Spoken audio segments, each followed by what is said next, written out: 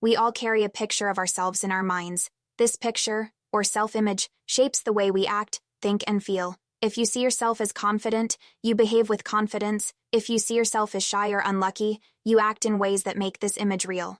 Most of the limits we believe in are not set by the outside world, but by this inner picture. The problem is that many of these self-images are false. A teacher might once have said you were bad at math, so you started to believe it.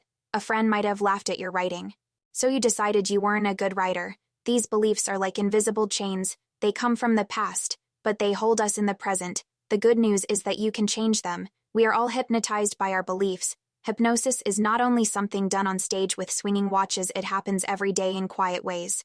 When someone plants an idea in our minds, and we accept it, it becomes a kind of hypnosis.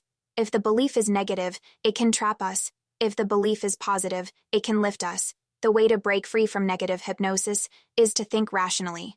When you hear yourself say, "I failed yesterday, so I'll fail today," ask, "Is that really true? Each day is new." Rational questioning can free us from the false stories we repeat to ourselves. The mind and body work like a goal-seeking machine, just as a rocket adjusts itself to stay on course.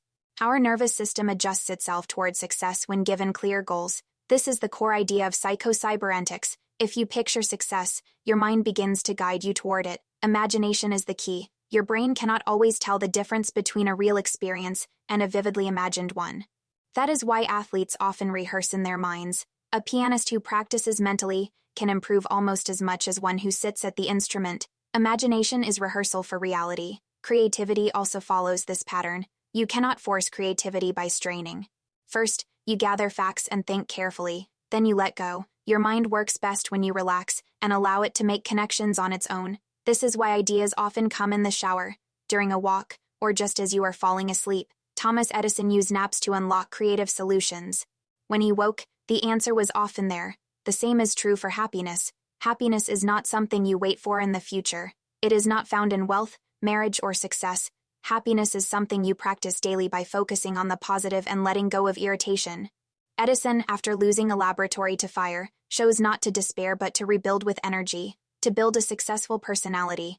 The book describes 7 elements: sense of direction, clear goals to move toward, understanding, seeing situations without distortion, courage, acting even when unsure, charity, caring for others, esteem, believing in your worth, self-confidence built from past successes, self-acceptance, making peace with who you are. Failure, on the other hand, grows from 7 other traits: frustration, misplaced aggressiveness, insecurity, loneliness, uncertainty, resentment, and emptiness. By recognizing these, you can correct your path before failure takes root. Emotional scars are another barrier. Just as the body forms scar tissue after injury, the mind forms scars after emotional pain.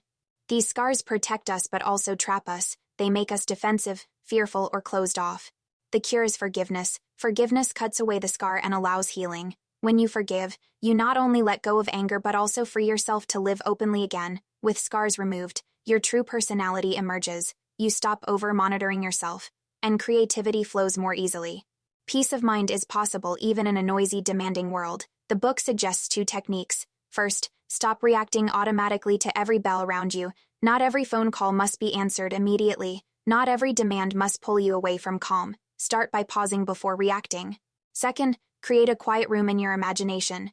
Picture a place that makes you feel safe and relaxed, like a calm beach or a peaceful forest. Visit this place in your mind whenever you need a break. Even in short moments, you can return to calm.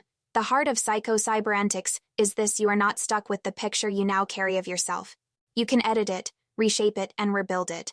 By choosing new images, questioning false beliefs, practicing imagination, and letting go of scars, you can live a life of success, happiness, and peace. Your mind is a powerful tool, like a machine designed for growth. All it needs is the right input.